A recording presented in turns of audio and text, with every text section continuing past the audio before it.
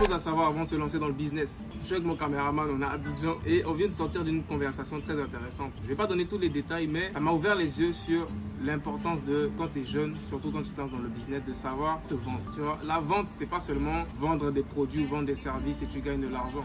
Ta propre personne, tu dois savoir te vendre. Quand tu es sur le marché du genre, tu recherches un emploi, tu vends tes compétences, tu dis ah ouais, je sais faire ci, je sais faire ça, etc. C'est de la vente, tu vois. Et je sors de la discussion, c'était une discussion très productive et ça m'a appris des choses importantes qui vont vous aider si vous voulez vous lancer dans le business. Là, on est à Abidjan, on veut tester des nouveaux styles de vidéos, un peu lifestyle, je sais pas si vous allez kiffer, c'est des vlogs, pas vraiment préparés, on est dehors, relax. C'est pas de l'alcool, c'est du jus de baobab. Mais voilà, ça m'a appris des choses importantes pour se lancer dans le business. Première chose, il faut être audacieux. Surtout quand tu es jeune. Quand tu es jeune, il n'y a pas beaucoup de portes qui vont s'ouvrir à toi. Sache ça déjà. Juste le fait que tu es jeune, que tu es dans la francophonie en Afrique, c'est pire. Juste parce que tu es jeune, plein de portes vont se fermer à toi. Tu dois être audacieux, prends des risques et va chercher les opportunités. Apprends à discuter avec les gens. Juste parle. Là, on vient d'une discussion. On était dans un Uber, on discutait juste avec le chauffeur. On se disait c'est un chauffeur lambda. Alors que c'était un chef d'entreprise, tu vois. Parce que j'ai appris ça depuis que je suis arrivé à Abidjan, même partout dans le monde, c'est que les gens réellement influents, qui ont de l'argent ou qui font bouger le monde, ils sont discrets dans la vraie vie.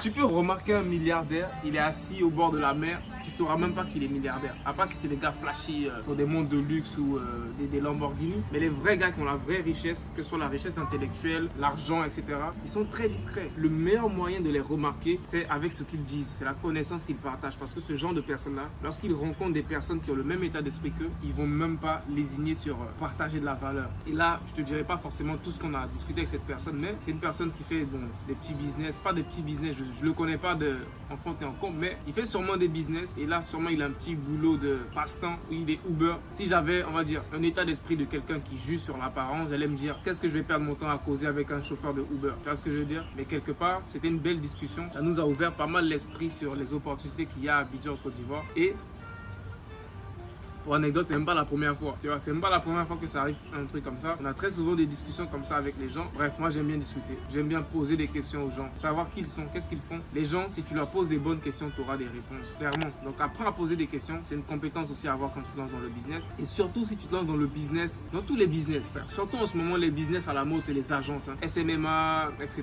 Tu as une agence où tu fais des services de vidéo, montage, tu seras amené à parler avec des gens, tu seras amené à vendre tes produits ou tes services, vendre ton équipe. Donc la vente, c'est juste le fait de poser des questions aux gens. Si tu veux réellement savoir vendre, apprends à juste fermer ta bouche et écouter les gens. C'est aussi simple que ça. Et plus tu vas avoir ce skill-là d'écouter les gens, ils vont juste te raconter leur vie. Et je disais ça la dernière fois à une amie, je la coachais pour se lancer dans le business. Je lui ai dit la vente c'est tout ça. Juste tu dois connaître les problèmes de ton prospect ou de ton client et tu lui donnes les solutions pour son problème. Et le meilleur moyen de connaître ses problèmes c'est de l'écouter. Demande-lui comment tu vas, comment était ta journée, si c'est un chauffeur de Uber, tu as conduit combien d'heures aujourd'hui, est-ce que c'est fatigant, etc.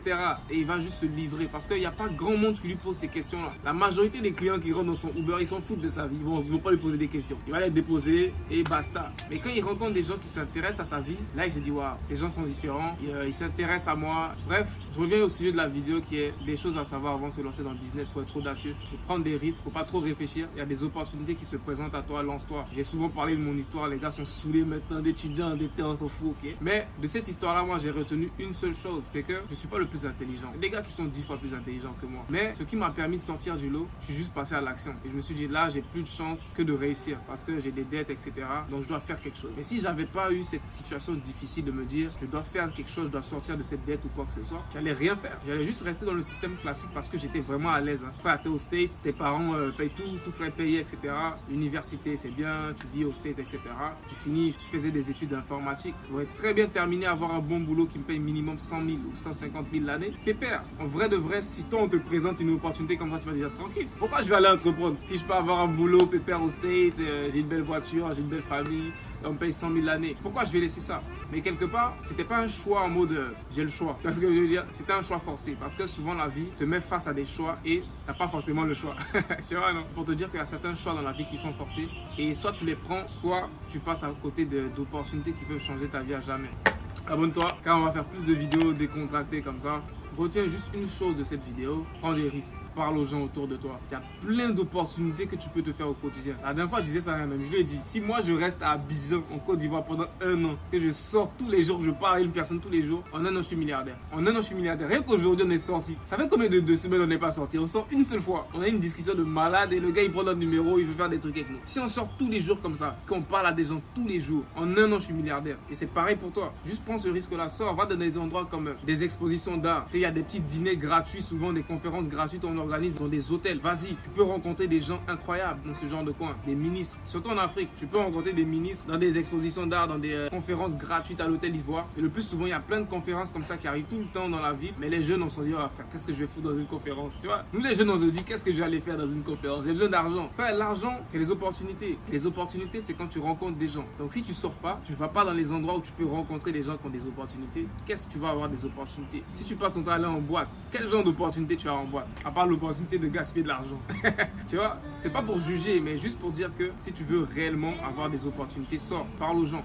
Vends-toi, apprends à te vendre. J'ai fait un podcast sur la chaîne Daily récemment avec plusieurs abonnés et on a parlé de ça, de l'importance de la vente parce qu'il y a plusieurs d'entre eux qui veulent lancer une agence. Et je leur ai dit, les gars, le point clé dans une agence, c'est vendre. Tu peux avoir les meilleurs services. Je suis développeur web, je peux faire le site de Facebook en 5 jours. Tu sais pas vendre, tu vas avoir 0 client. Clair et net, tu vas avoir 0 client. Apprenez à vendre. Il y a des bons livres pour ça. Le livre que je conseille tout le temps à tout le monde, c'est le livre. On va mettre ça à l'écran. 100 millions offers de Alex Hormozy. C'est un très bon livre. Le meilleur livre de vente, de marketing de tous les temps que moi j'ai jamais lu. Je le recommande à tout le monde. Allez le lire, ça va vous aider. Là, j'ai assez parlé. On va retourner à notre journée.